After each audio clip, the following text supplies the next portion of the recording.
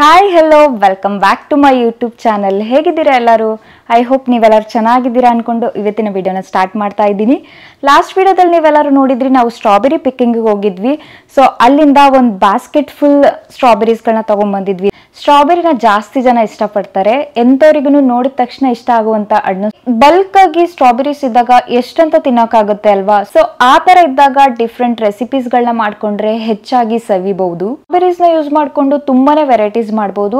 ಇವತ್ತಿನ ವಿಡಿಯೋದಲ್ಲಿ ನಾನು 5 ವೆರೈಟೀಸ್ ಆಫ್ ಸ್ಟ್ರಾಬೆರಿ ರೆಸಿಪೀಸ್ಗಳನ್ನ ತೋರಿಸ್ತಾ ಇದ್ದೀನಿ. ಸ್ಟ್ರಾಬೆರೀಸ್ ನಲ್ಲಿ ವಿಟಮಿನ್ ಸಿ ಹಾಗೆ ಹೆಚ್ಚಿನ ಮಿನರಲ್ಸ್ ಇರೋದ್ರಿಂದ ಆರೋಗ್ಯಕ್ಕೆ ತುಂಬಾ ಒಳ್ಳೆಯದು. ಮಕ್ಕಳಿಗಂತೂ ತುಂಬಾನೇ ಒಳ್ಳೆಯದು, ಬಿಕಾಸ್ ಇದು ಇಮ್ಯುನಿಟಿನ ಬೂಸ್ಟ್ ಮಾಡುತ್ತೆ. ಸೊ ಈ ತರ ಬಲ್ಕ್ ಆಗಿ ಸ್ಟ್ರಾಬೆರೀಸ್ ಇದ್ದಾಗ ನೀವು ಅದರದ್ದು ಸೀಡ್ಸ್ ಗಳನ್ನ ಕೂಡ ತಗೊಂಡು ಮನೆಯಲ್ಲೂ ಕೂಡ ಗ್ರೋ ಮಾಡಬಹುದು. ವೈಟ್ ಏನ್ ಕಾಣಿಸ್ತಿದೆ ಅದು ಅದರದ್ದು ಸೀಡ್ಸ್. ಸೊ ಆ ಸೀಡ್ಸ್ ಗಳನ್ನ ತೆಗೆದು ಒಂದು ಟಿಶ್ಯೂ ಪೇಪರ್ ನಲ್ಲಿ ಡ್ರೈ ಮಾಡಿಕೊಂಡು ಅದನ್ನ ಕೂಡ ನಾವು ಮನೆಯಲ್ಲೇ ಬೆಳೆಸ್ಕೋಬಹುದು. ಕೊಕೋಪಿಟ್, ವರ್ಮಿ ಕಂಪೋಸ್ಟ್ ಹಾಗೆ ಸ್ವಲ್ಪ ಸಾಯಿಲ್ ಪಾಟಿಂಗ್ ಮಿಕ್ಸ್ ಇದ್ರೆ ಸಾಕು. ಸೊ ಅದನ್ನು ಕೂಡ ನಾವು ಮನೆಯಲ್ಲೇ ಗ್ರೋ ಮಾಡ್ಕೋಬಹುದು. ನನ್ನ ಚಾನಲ್ ನಲ್ಲಿ ನೀವು ಎಲ್ಲಾ ತರದ ವಿಡಿಯೋಗಳನ್ನ ಎಕ್ಸ್ಪೆಕ್ಟ್ ಮಾಡಬಹುದು. ಇನ್ ಬಿಟ್ವೀನ್ ಮಧ್ಯದಲ್ಲಿ ಈ ತರದ ಫ್ರೂಟ್ಸ್ಗಳು ಅಥವಾ ವೆಜಿಟೇಬಲ್ಸ್ಗಳನ್ನ ಯೂಸ್ ಮಾಡಿಕೊಂಡು ಯಾವ್ದೆಲ್ಲ ವೆರೈಟೀಸ್ ಮಾಡ್ಬೋದು ಅನ್ನೋ ಒಂದು ಹೊಸ ಪ್ರಯತ್ನ ಕೂಡ ಮಾಡ್ತಾ ಇದ್ದೀನಿ. ಫಸ್ಟಿಗೆ ಸ್ಟ್ರಾಬೆರಿಯಿಂದ ಶುರು ಮಾಡ್ತಾ ಇದ್ದೀನಿ. ಫಸ್ಟ್ ರೆಸಿಪಿ ಬಂದು ಸ್ಟ್ರಾಬೆರಿ ಮಿಲ್ಕ್ ಶೇಕ್. ಒಂದು ಜ್ಯೂಸ್ ಜಾರಿಗೆ ಸ್ಟ್ರಾಬೆರೀಸ್ಗಳನ್ನ ಹಾಕೊಂಡು ಶುಗರ್ ನೋಡ್ಕೊಂಡು ಹಾಕೊಳ್ಳಿ, ನಿಮ್ಗೆ ಎಷ್ಟು ಬೇಕಾಗುತ್ತೆ ಅಷ್ಟು. ಅದಾದಮೇಲೆ ಹಾಲನ್ನ ಹಾಕೋಬೇಕು. ಹಾಲು ಕಾಯಿಸಿರೋದಾದ್ರೂ ಓಕೆ, ಹಸಿ ಹಾಲಾದ್ರೂ ಹಾಕೋಬಹುದು. ಇದಿಷ್ಟು ಕೂಡ ರನ್ ಮಾಡಿಕೊಂಡು ಸ್ಟ್ರಾಬೆರಿ ಮಿಲ್ಕ್ ಶೇಕ್ ರೆಡಿ ಮಾಡ್ಕೋಬಹುದು. ನನಗೆ ಐಸ್ ಕ್ರೀಮ್ ಇಷ್ಟ, ಸೊ ಐಸ್ ಕ್ರೀಮ್ನು ಕೂಡ ಆ್ಯಡ್ ಮಾಡ್ಕೊತಾ ಇದ್ದೀನಿ. ಇದಿಷ್ಟು ಬ್ಲೆಂಡ್ ಮಾಡಿಕೊಂಡ್ರೆ ಸ್ಟ್ರಾಬೆರಿ ಮಿಲ್ಕ್ ಶೇಕ್ ರೆಡಿ ಆಗುತ್ತೆ.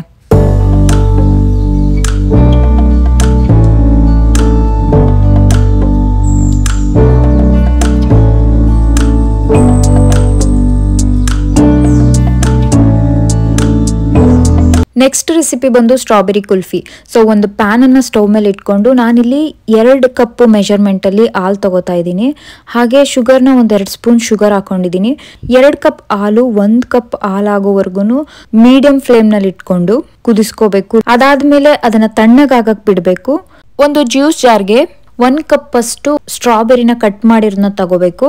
ಅದ್ರ ಜೊತೆಗೆ ಈ ತಣ್ಣಗಾಗಿರುವಂತ ಹಾಲನ್ನ ಹಾಕಿ ಬ್ಲೆಂಡ್ ಮಾಡ್ಕೋಬೇಕು. ಅದಾದ್ಮೇಲೆ ಆ ಜ್ಯೂಸ್ ಅನ್ನ ಫಿಲ್ಟರ್ ಮಾಡ್ಕೋಬೇಕು. ನಿಮ್ಮ ಹತ್ರ ಕುಲ್ಫಿ ಮೋಲ್ಡ್ ಇದ್ರೆ ಅದನ್ನೇ ಯೂಸ್ ಮಾಡಿ. ನನ್ನ ಹತ್ರ ಆಕ್ಚುಲಿ ಇರಲಿಲ್ಲ, ಅದಕ್ಕೋಸ್ಕರ ನಾನಿಲ್ಲಿ ಕಾಫಿ ಮಗ್ನ ಯೂಸ್ ಮಾಡ್ತಾ ಇದ್ದೀನಿ. ಅದು ಸ್ವಲ್ಪ ಕುಲ್ಫಿ ಶೇಪೇ ಬರುತ್ತೆ, ಸ್ವಲ್ಪ ಸ್ಮಾಲ್ ಸೈಜಲ್ಲಿ ಇದೆ, ಅದಕ್ಕೋಸ್ಕರ. ನೆಕ್ಸ್ಟ್ ಸ್ಟೆಪ್ಪಲ್ಲಿ ಅಲ್ಯೂಮಿನಿಯಂ ಫಾಯಿಲ್ ಶೀಟ್ ತಗೊಂಡು ಕವರ್ ಮಾಡ್ಕೋಬೇಕು. ಯಾಕೆ ಅಲ್ಯೂಮಿನಿಯಂ ಫಾಯಿಲ್ ಯೂಸ್ ಮಾಡ್ತಾ ಇದೀವಿ ಅಂತ ಹೇಳಿದ್ರೆ ಸ್ಟ್ರಾಬೆರಿ ಫ್ಲೇವರ್ ಹೋಗ್ಬಾರ್ದು ಅಂತ. ಅಲ್ಯೂಮಿನಿಯಂ ಒಂದು good conductor of heat and electricity. ಅದೇ ರೀಸನ್ಗೆ ಫುಡ್ ನ ಅಲ್ಯೂಮಿನಿಯಂ ಫಾಯಿಲ್ ಶೀಟ್ ಯೂಸ್ ಮಾಡ್ಕೊಂಡು ರ್ಯಾಪ್ ಮಾಡಿದ್ರೆ ತುಂಬಾ ಹೊತ್ತುವರೆಗೂ ಬಿಸಿ ಆಗಿರುತ್ತೆ. ನೆಕ್ಸ್ಟ್ ಸ್ಟೆಪ್ಪು ಸ್ಟಿಕ್ ಹಾಕೋದಕ್ಕೆ ಅಂತೇಳಿ ಹೋಲ್ ಮಾಡ್ಕೊತಾ ಇದ್ದೀನಿ. ಸೊ ನಿಮ್ಮ ಹತ್ರ ಐಸ್ ಕ್ರೀಮ್ ಸ್ಟಿಕ್ ಇದ್ರೆ ಯೂಸ್ ಮಾಡ್ಕೊಳ್ಳಿ. ನನ್ನ ಹತ್ರ ಐಸ್ ಕ್ರೀಮ್ ಸ್ಟಿಕ್ ಇರಲಿಲ್ಲ. ಇದು ಆಕ್ಚುಲಿ ಗ್ರೀನ್ ಟೀಗೆ ಬಂದಿದ್ದು, ಸಣ್ಣದಾಗಿದ್ದರಿಂದ 2 ಯೂಸ್ ಮಾಡಿದೆ. ಇದಾದ್ಮೇಲೆ 3 ಅವರ್ಸ್ ಡೀಪ್ ಫ್ರಿಡ್ಜ್ ಅಲ್ಲಿ ಇಡಬೇಕು. ಒಂದು ಪಾತ್ರೆಯಲ್ಲಿ ಸ್ವಲ್ಪ ತಣ್ಣಗಿರೋ ನೀರು ಇಟ್ಕೊಂಡು ಈ ಡೀಪ್ ಫ್ರಿಡ್ಜ್ ಅಲ್ಲಿ ಇಟ್ಟಿದ್ದಂತ ಕುಲ್ಫಿ ಮೋಲ್ಡ್ಗಳನ್ನ ಅದ್ರೊಳಗಡೆ ಇಟ್ಕೋಬೇಕು. ಜಸ್ಟ್ 1 ಮಿನಿಟ್ ಇಟ್ಕೊಂಡ್ರೆ ಸಾಕು, ಅದೇ ಬಿಟ್ಕೊಳ್ಳುತ್ತೆ ಈಸಿಯಾಗಿ.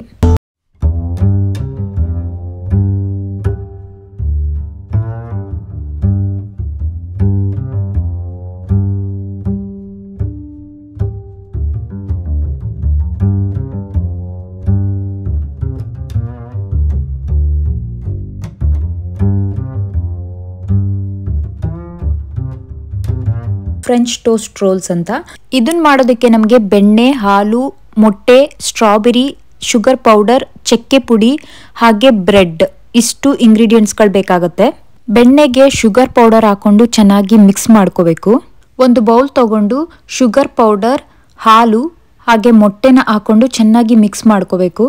ಮತ್ತೆ ಒಂದು ಪ್ಲೇಟ್ ತಗೊಂಡು ಶುಗರ್ ಪೌಡರ್ ಹಾಗೆ ಸಿನಾಮಿನ್ ಪೌಡರ್ ಅಥವಾ ಚಕ್ಕೆ ಪುಡಿ ಇದನ್ನ ಮಿಕ್ಸ್ ಮಾಡ್ಕೋಬೇಕು ಎರಡನ್ನು. ಬ್ರೆಡ್ ತಗೊಂಡು ಅದರ 4 ಸೈಡ್ಸ್ಗಳನ್ನು ಕಟ್ ಮಾಡ್ಕೋಬೇಕು. ನೆಕ್ಸ್ಟ್ ಆ ಬ್ರೆಡ್ ತಗೊಂಡು ಸ್ವಲ್ಪ ಲಟ್ಟಿಸ್ಕೋಬೇಕು. ಅದಾದ್ಮೇಲೆ ಮಿಕ್ಸ್ ಮಾಡಿ ಇಟ್ಕೊಂಡಿದ್ದಂತ ಬೆಣ್ಣೆ ಹಾಗೆ ಕಟ್ ಮಾಡ್ಕೊಂಡಿದ್ದಂತ ಸ್ಟ್ರಾಬೆರಿನ ಹಾಕಿ ರೋಲ್ ಮಾಡಬೇಕು. ಸೊ ಇದೇ ತರ ಪ್ರೊಸೀಜರ್ನ ಎಲ್ಲಾ ಬ್ರೆಡ್ಗಳಿಗೂ ಮಾಡ್ಕೋಬೇಕು.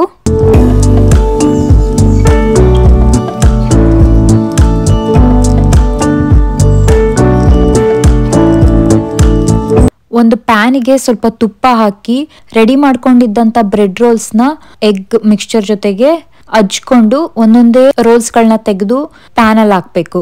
ಮೀಡಿಯಂ ಫ್ಲೇಮ್ ಅಲ್ಲಿ ಇಟ್ಕೊಂಡು ಗೋಲ್ಡನ್ ಬ್ರೌನ್ ಕಲರ್ ಬರೋವರೆಗೂ ಮೇಲ್ ಸ್ವಲ್ಪ ಎಣ್ಣೆ ಹಾಕ್ತಾ ಫ್ರೈ ಮಾಡ್ಕೊಳ್ಳೋದು. ಅದಾದ್ಮೇಲೆ ಈ ಚಕ್ಕೆ ಪುಡಿ ಮತ್ತೆ ಶುಗರ್ ಪೌಡರ್ನ ಮಿಕ್ಸ್ ಮಾಡಿದ್ವಲ್ವಾ, ಆ ಮಿಕ್ಸ್ಚರ್ಗೆ ಫ್ರೈ ಮಾಡ್ಕೊಂಡಿದ್ದಂತ ಬ್ರೆಡ್ ರೋಲ್ಸ್ ಗಳನ್ನ ಲೈಟ್ ಆಗಿ ಡಿಪ್ ಮಾಡಬೇಕು.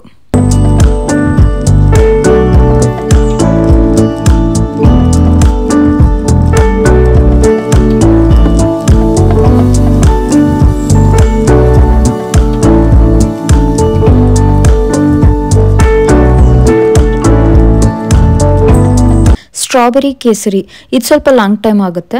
1 ಬೌಲ್ ಸ್ಟ್ರಾಬೆರಿ, 1 ಬೌಲ್ ಸಣ್ಣ ರವೆ, ಸ್ವಲ್ಪ ಡ್ರೈ ಫ್ರೂಟ್ಸ್, 2 ಏಲಕ್ಕಿ, ಹಾಗೆ ಸಕ್ಕರೆ. ಇಲ್ಲಿ ನಾನು 1 ಕಪ್ ತೋರಿಸ್ತಿದ್ದೀನಿ, ಸಕ್ಕರೆ ಸ್ವಲ್ಪ ಜಾಸ್ತಿ ಬೇಕಾಗುತ್ತೆ. ಒಂದು ಪ್ಯಾನ್ಗೆ 2 ಸ್ಪೂನ್ ತುಪ್ಪ ಹಾಕೊಂಡು ಈ ಸ್ಟ್ರಾಬೆರಿಗಳನ್ನ ಹಾಕೊಂಡು ಚೆನ್ನಾಗಿ ಫ್ರೈ ಮಾಡ್ಕೋಬೇಕು. ಫ್ರೈ ಮಾಡ್ತಾ ಮಾಡ್ತಾ ಅದನ್ನ ಸ್ವಲ್ಪ ಸ್ಮ್ಯಾಶ್ ಮಾಡ್ಕೋಬೇಕು. ಅದು ಚೆನ್ನಾಗಿ ಬಾಯ್ಲ್ ಆಗಕ್ಕೆ ಸ್ಟಾರ್ಟ್ ಆಗುತ್ತೆ. ಸೊ ಅದಾದ್ಮೇಲೆ ಸಕ್ಕರೆನ ಆ್ಯಡ್ ಮಾಡ್ತಾ ಸ್ಟಿರ್ ಮಾಡ್ಕೋತಾನೆ ಇರಬೇಕು. ಏಲಕ್ಕಿ ಹಾಕೋದ್ರಿಂದ ಅದ್ರ ಎಸೆನ್ಸ್ ಚೇಂಜ್ ಆಗುತ್ತೆ. ಸೊ 2 ಏಲಕ್ಕಿ ತಗೊಂಡಿದ್ದೀವಿ ನಾವು ಇಷ್ಟು ಕ್ವಾಂಟಿಟಿಗೆ. ನೋಡಿ, ಸ್ಟ್ರಾಬೆರಿ ಸಿರಪ್ ಈ ಅದಕ್ಕೆ ಬರಬೇಕು, ಅಲ್ಲಿವರೆಗೂ ಅದನ್ನ ಕಂಟಿನ್ಯೂಸ್ ಆಗಿ ಸ್ಟಿರ್ ಮಾಡ್ತಾನೆ ಇರಬೇಕು. ಈ ದ್ರಾಕ್ಷಿ ಗೋಡಂಬಿ ಡ್ರೈ ಫ್ರೂಟ್ಸ್ ಏನಿರುತ್ತೆ ಅದನ್ನ ತುಪ್ಪದಲ್ಲಿ ಕರ್ಕೋಬೇಕು. ಫಸ್ಟಿಗೆ ಗೋಡಂಬಿ ಹಾಕಿ ಅದಾದ್ಮೇಲೆ ದ್ರಾಕ್ಷಿ ಹಾಕಿದ್ರೆ ಬೆಟರ್ ಇರುತ್ತೆ, ಬಟ್ ನಾನು ಮಾತಾಡ್ತಾ ಎರಡನ್ನೂ ಒಟ್ಟಿಗೆ ಹಾಕ್ಬಿಟ್ಟೆ. ಗೋಲ್ಡನ್ ಬ್ರೌನ್ ಕಲರ್ ಬರೋವರೆಗೂ ಫ್ರೈ ಮಾಡ್ಕೊಂಡು ಸೈಡಲ್ಲಿ ಇಟ್ಕೊಳ್ಳೋದು. ನೆಕ್ಸ್ಟ್ ಒಂದು ಪ್ಯಾನ್ ತಗೊಂಡು ಅದಕ್ಕೆ ತುಪ್ಪ ಹಾಕಿ ಈ ಸಣ್ಣ ರವೆ ಏನು ತಗೊಂಡಿರ್ತೀವಿ ಅದನ್ನ ಅದ್ರಲ್ಲಿ ಹಾಕೊಂಡು ಚೆನ್ನಾಗಿ ಫ್ರೈ ಮಾಡ್ಕೋಬೇಕು. ಆದಷ್ಟು ಮೀಡಿಯಂ ಫ್ಲೇಮ್ನಲ್ಲೇ ಫ್ರೈ ಮಾಡ್ಕೊಳ್ಳಿ. ಇದಿಷ್ಟು ಆದ್ಮೇಲೆ ಫೈನಲ್ ಸ್ಟೆಪ್. ಇವಾಗ ಒಂದು ಪ್ಯಾನ್ ತಗೊಂಡು 2 ಕಪ್ ನೀರು ಹಾಕಿ ಅದು ಚೆನ್ನಾಗಿ ಕುದಿಯೋವಾಗ ಒಂದು ಸ್ವಲ್ಪ ಫ್ಲೇಮ್ನ ಕಡಿಮೆ ಮಾಡಿಕೊಂಡು ರವೆ ಹಾಕೊಂಡು ಆ ನೀರ್ ಜೊತೆಗೆ ಮಿಕ್ಸ್ ಮಾಡಬೇಕು, ಗಂಟು ಆಗದಿರೋ ಥರ. ಅದಾದ್ಮೇಲೆ ಶುಗರ್ ಹಾಕೋಬೇಕು. ಈ ಟೈಮಲ್ಲಿ ನಮಗೆ ಶುಗರ್ ಎಷ್ಟು ಬೇಕು ಅಷ್ಟು ಹಾಕೋಬೇಕು. ಈ ರೆಸಿಪಿಗೆ ಶುಗರ್ ಹಾಗೆ ತುಪ್ಪ ತುಂಬಾನೇ ಬೇಕಾಗತ್ತೆ. ಇದಿಷ್ಟ ಆದ್ಮೇಲೆ ಸ್ಟ್ರಾಬೆರಿ ಸಿರಪ್ ಏನು ರೆಡಿ ಮಾಡ್ಕೊಂಡಿದ್ವಿ ಅದನ್ನ ಆ್ಯಡ್ ಮಾಡ್ಕೊಂಡು ಮಿಕ್ಸ್ ಮಾಡ್ಕೊಳ್ಳೋದು. ಆಕ್ಚುಲಿ ಈ ರೆಸಿಪಿನ ನನ್ನ ಫ್ರೆಂಡ್ ಬಂದಿದ್ರಲ್ವಾ ಅವ್ರು ಮಾಡಿದ್ದು, ತಮಿಳ್ನಾಡು ಫೇಮಸ್ ರೆಸಿಪಿ ಅಂತ ಇದು. ನೋಡಿ ಇವಾಗ ಆಯ್ತಿದ್ದು. ಈ ಅದಕ್ಕೆ ಬರೋವರೆಗೂ ತುಪ್ಪ ಹಾಕೊಂಡು ಚೆನ್ನಾಗಿ ಲೋ ಫ್ಲೇಮ್ನಲ್ಲೇ ಫ್ರೈ ಮಾಡ್ಕೋತಾ ಇರಬೇಕು. ಅದಾದ್ಮೇಲೆ ಕರ್ದಿಟ್ಟಿರುವಂಥ ಡ್ರೈ ಫ್ರೂಟ್ಸ್ಗಳನ್ನ ಹಾಕಿ ಮೋಲ್ಡ್ಗೆ ಶಿಫ್ಟ್ ಮಾಡಿಕೊಂಡು ನಮಗೆ ಯಾವ ಶೇಪ್ ಬೇಕು ಆ ಶೇಪ್ನಲ್ಲಿ ಕಟ್ ಮಾಡ್ಕೋಬೇಕು.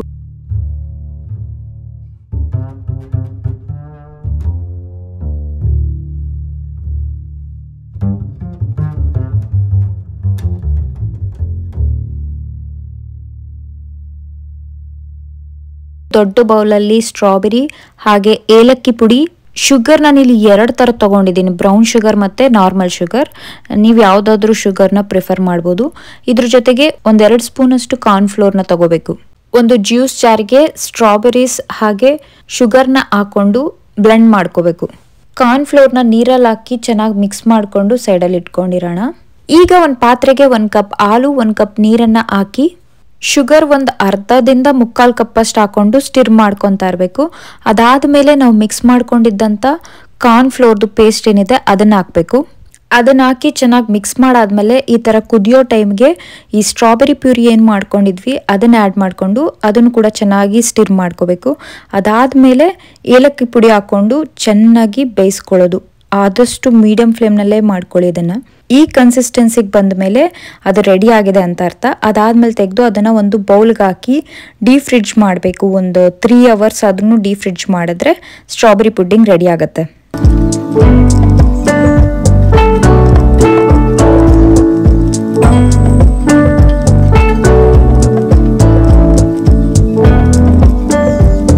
ನೋಡಿದ್ರಲ್ವಾ, ಸ್ಟ್ರಾಬೆರೀಸ್ ಇಂದ ಈಸಿ ಪೀಸಿಯಾಗಿ ಆಗುವಂತ ರೆಸಿಪೀಸ್ಗಳು ನೋಡೋಕ್ಕೂ ಚೆನ್ನಾಗಿರುತ್ತೆ, ತಿನ್ನೋಕ್ಕೂ ಚೆನ್ನಾಗಿರುತ್ತೆ.